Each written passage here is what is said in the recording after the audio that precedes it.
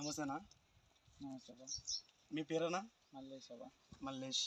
ఈ రకం మొక్కజొన్న ఎక్కడ తెచ్చుకున్నావనా? ఇది కర్నూలులో తెచ్చుకున్నాను. కర్నూలులో తెచ్చుకున్నావు. ఉత్సా 707 అనే రకం ఎట్లుంది ఇప్పుడు? బాగానే ఉంది. ఇది వేరే రకాల కన్నా పోల్చుకుంటే ఇది చాలా మంచిగానే వస్తట్టుగానే కనపడుతుంది. వేరే కూడా పక్కలో చూస్తున్నా కదా, అది మన దానికన్నా అది మొత్తం పైన ఎటునో కనపడుతుంది పూర్తి. అదేం పెద్ద వస్తాట లేదు, పూర్తి బాగానే వస్తాట ఉంది. రకం అయితే మంచిదే. 45 క్వింటాలు రావచ్చు అని అంచనా వేసుకున్నా నేను.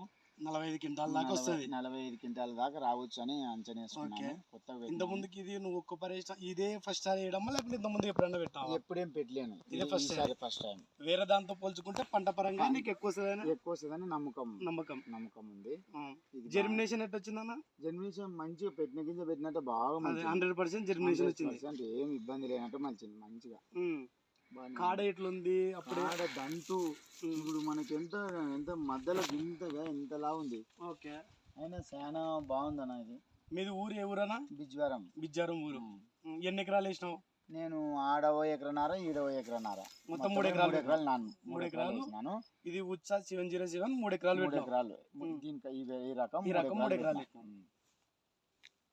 కంపెనీ జినెక్స్ 707 అనే రకం ఇట్లా తెచ్చి పెట్టినాము.